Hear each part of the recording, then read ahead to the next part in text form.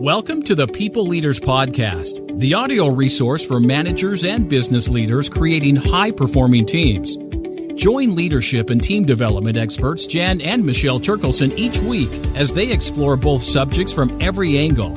Through practical tips, valuable insights, and compelling interviews with leadership experts around the world, you'll learn how to bring out the best in your staff and how to give your best as a leader. Hello, how are you? Excellent. All right, today we're going to focus on good coach behaviours. Now, these are coaching behaviours for managers or people in a managerial role that are expected to provide some coaching and guidance and mentoring perhaps to their colleagues, whether they report to them or it could be, a colleague sometimes. And people, I think this is really important because more and more now that people are expected to operate in an environment that's just not single task focused.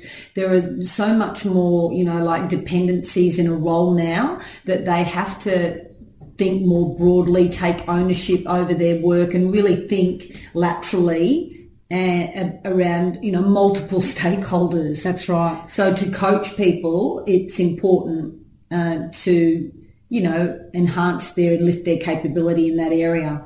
Okay, so what do they know about it already that's not true, do you think? I think it is that the managers or the people who are coaching have to know everything, that they do all the talking. So it's not advice giving. Yeah. Sometimes it is a bit of a balance, but usually it's a combination of listening and questioning and acknowledging. I think they're the three key skills. Yes. However, the behaviours that we're talking about that are expressed through these skills, and there are 6 of them. Yeah, and just to let people know, we'll be doing the skilling in other podcasts. Yes, that's right. Yes, we've got some great little great tips and activities if you want to improve your skill, your coaching skill. All right, so behaviours. The first one is feedback. And so a good coach is someone who can provide feedback, but also really encourages that person to ask for feedback so they feel empowered enough and trusted enough for that person to ask the manager for feedback. So you're coaching them to be in that empowered state. That's right. Good. And then number 2 is broadening perspectives. So when we're talking about broadening perspectives, this is about stepping back from the situation and potentially seeing it from multiple stakeholder views. So not just my view, the other person's view, the other team's view, a customer's view. When you can encourage someone to broaden their perspective, you give them such a good view of more options available to them. And impact. So it's not just broadening perspectives from different people. It could be timelines. Right. So how could this activity impact someone 6 months, 12 months down the line as well? Yeah, fantastic. And then number 3, good coach behaviour is communicating expectations. Yeah, so why is this important? Oh, I think it's one of the most... Clarity is key because clarity provides context, it sets people up for success, it gets you to be really clear and specific about what you want and what you expect. And I think agreeing expectations allows both parties to step in the same direction, to be really aligned. And when there is alignment, there is power. Correct. And, this one is absolutely critical to any individual or team being successful. And it's never too late to, draw a new line in the sand in terms of what your expectations are, because performance is the bar on performance is continually being lifted. So therefore our expectations need to go along with that changing in performance. And sometimes as managers, we don't do that. We don't say, oh, okay, the organisation's changing now. We need to change as a team and therefore our new expectations are X or Y. And it's not just about the number of things that you want people to do. It's the quality, it's the expediency, it's the way in which they do it. That's how you can expand expectations. That's right. And the other, I suppose, another tip that I would give around communicating expectations is if you're going to have a conversation with someone and you've agreed on a new way of operating or something that you're going to do, you don't have to, as a manager, write it down and email it to the person. You know, you can invite the other person to email you as well, which allows that person to own what it is that you expect and also to clarify those expectations. Yes, because you could ask them to take down the notes and then you both take a photo of it and then you've got a reference for next time, so then you can follow up. You don't have to make it formal on a template every time. No. What I would say though, Michelle, is I would write something down if I'm asking that person to do something definitely tangible. Definitely. You know, like if I'm asking them to take ownership of a new responsibility or something like that. That's right. And it helps you to follow up too if you've got it written down. Agreed.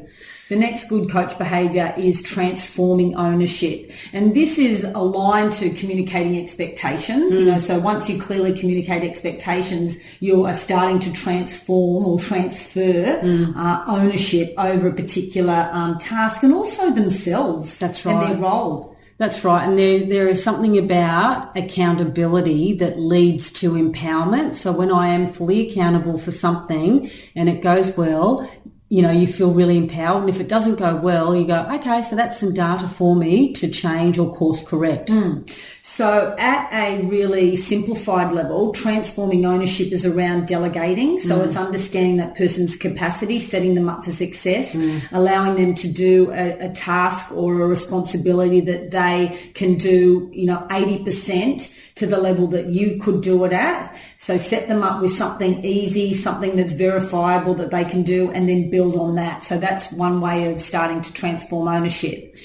And the next good coach behaviour is empowering the other person to step into this delegated, task that you've got them to do, and also for them to take ownership of their career, of their role, of the people that they're communicating with. So we were running a workshop yesterday and we were talking about, so how do you do that when some people just come to work, they just want to go from 9 to 5, they're not interested in doing any more taking on any more responsibility, and they're really flat. They're not negative, but they don't really add value. And we started talking about this as asking questions, finding out what it is that lights their fire. Like perhaps there are people who are transitioning out of the organisation because they've been in for 20, 30 years. So perhaps something that might be meaningful for them is their reputation or leaving a legacy, starting to mentor. So start to ask more questions to find out what these people value. Yeah, and the other thing is we might be making an assumption that this person isn't adding value, but you don't know that they might be managing a really difficult stakeholder on behalf of the team and you don't even know about it. Yeah, so don't assume. Yeah. So we do tend to assume just because someone's quiet or because you haven't heard about the great idea that they presented, that they're not doing something. So yes, that's why asking questions is fantastic. And then the last one is finding out how the employee, how their task fits into the bigger picture. Yeah, or the strategy. The strategy, how it fits into the bigger picture of the team, how it supports the organisation, how it supports the customer. So that is really about breaking down their role and showing them the link. Because some people, you have a more aerial view as a manager. So this is about, joining the dots perhaps for people and showing them how the work that they do does have an impact. And you know what? If you're finding that it doesn't have an impact, then maybe you need to start looking at how you can get rid of that task, automate it, or, outsource it so that you can give them more meaningful tasks. Yeah, and add value. Yeah. So we invite you to pick one coach behaviour and really focus on it for 30 days, get some feedback on that coach behaviour, and you will start to see a shift. Right. You've been listening to the People Leaders Podcast with Michelle and Jan Turkelson. For show notes and other free resources, please visit us at peopleleaderspodcast.com. Do you know someone else who could benefit from cutting-edge leadership and management techniques? Please take a moment to share this and other episodes via your podcast app. email, or social media channels.